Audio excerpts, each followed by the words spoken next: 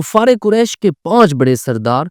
عاص بن while سہمی، اسود بن مطلب، اسود بن عبد یغوث، حارث بن قیس اور ولید بن مغیرہ، یہ 5 لوگ نبی کریم صلی اللہ تعالیٰ علیہ وآلہ وسلم کے بہت بڑے دشمن اور گستاخ تھے۔ یہ طرح طرح سے نبی کریم صلی اللہ تعالیٰ علیہ وآلہ وسلم کو ایذائیں اور تکلیفیں پہنچاتے اور نبی کریم صلی اللہ تعالیٰ علیہ وآلہ وسلم کا مذاق اڑایا کرتے۔ ایک بار حضور اکرم صلی اللہ تعالیٰ علیہ وآلہ وسلم مسجد حرام میں تشریف لائے تو یہ خبثاء بھی آپ کے پیچھے پیچھے مسجد حرام پہنچے اور حسب عادت نبی کریم صلی اللہ تعالیٰ علیہ وآلہ وسلم پر طعن و تشبیہ کرنے لگے اور آپ صلی اللہ تعالیٰ علیہ وسلم کا مذاق اڑانے لگے۔ اسی حالت میں حضرت جبرائیل علیہ السلام بارگاہ عالی میں حاضر ہوئے اور ولید بن مغیرہ کی پنڈلی کی طرف اور عاص بن وائل سہمی کے پاؤں کے تلوے کی طرف، اسود بن مطلب کی آنکھوں کی طرف، اسود بن عبد یغوث کے پیٹ کی طرف اور حارث بن قیس کے سر کی طرف اشارہ کرتے ہوئے فرمایا کہ میں ان کے شر کو ہمیشہ کے لیے دفع کر دوں گا۔ اور پھر کچھ عرصے بعد یہ 5 لوگ طرح طرح کی تکلیفوں میں مبتلا ہو کر موت کا شکار ہوئے۔ ہوا کچھ یوں کہ ان 5 لوگوں میں سے ایک شخص ولید بن مغیرہ ایک بار ایک بازار سے گزر رہا تھا اور جب یہ ایک تیر بیچنے والے کی دکان کے پاس سے گزرا تو وہاں سے ایک تیر کا ٹکڑا اس کی تہبند کے ساتھ اڑ گیا، تو یہ اپنے غرور اور تکبر کی وجہ سے بجائے نیچے جھک کر اس تیر کو اپنے تہبند سے دور کرتا، کھڑے کھڑے ہی اس نے اپنی تہبند کو ہلانا شروع کیا، جس کی وجہ سے اس تیر کے ٹکڑے نے اس کی پنڈلی کو زخمی کر دیا اور وہ زخم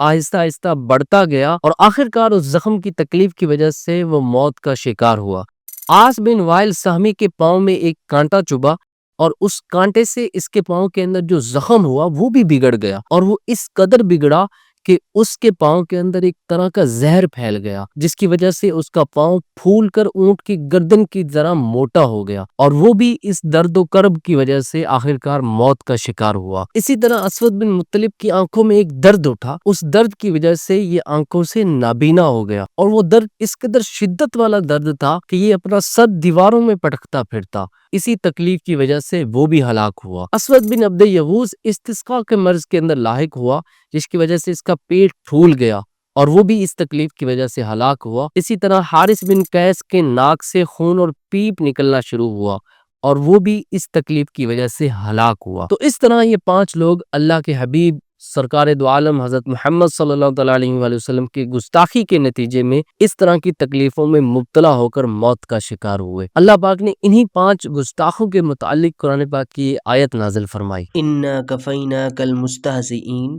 الَّذِينَ يَجْعَلُونَ مَعَ اللَّهِ إِلَٰهًا آخَرَ فَسَوْفَ يَعْلَمُونَ، بے شک ان ہنسنے والوں پر ہم تمہیں کفایت کرتے ہیں جو اللہ کے ساتھ دوسرا معبود ٹھہراتے ہیں تو اب جان جائیں گے۔ ناظرین، آج کے واقعے سے ہمیں پتہ چلا کہ اللہ کے نبیوں کی گستاخی یہ بہت بڑا جرم ہے اور یہ ایسا جرم ہے جس کی معافی نہیں ہے، دنیا میں بھی اور آخرت میں بھی۔ آپ نے دیکھا کہ اس ویڈیو کے اندر ہم نے ایسے 5 لوگوں کا ذکر سنا جو کہ گستاخی رسول کی وجہ سے طرح طرح کی مشکلوں اور مصیبتوں کا شکار ہوئے اور طرح طرح کی تکلیفوں کے بعد آخر موت کا شکار ہوئے۔ اسی طرح اس سے پہلے کی امتوں میں بھی جو لوگ اللہ کے نبیوں کے گستاخ ہوا کرتے تھے، اللہ پاک ان کو اسی طرح سے عذاب دیا کرتا تھا، کسی کو طوفانوں کے ذریعے، کسی کو زلزلوں کے ذریعے، کسی کو بارشوں کے ذریعے، کسی کو آگ کے ذریعے، اسی طرح مختلف عذابات کے ذریعے اللہ پاک ان لوگوں کو عذاب دیتا ہے جو کہ اللہ کے نبیوں کے گستاخ ہوتے ہیں۔ اسی طرح آج کے دور میں بھی اگر کوئی یہ گھرونی حرکت کرتا ہے کہ وہ اللہ کے نبیوں کی گستاخی کرے اور خاص کر نبی کریم صلی اللہ تعالیٰ علیہ وسلم کی شان میں کچھ بکے، تو اس کا بھی حال اسی طرح کا ہوگا۔ اگرچہ وہ چند دن کے لیے اس دنیا کے اندر محفوظ رہ بھی لے، لیکن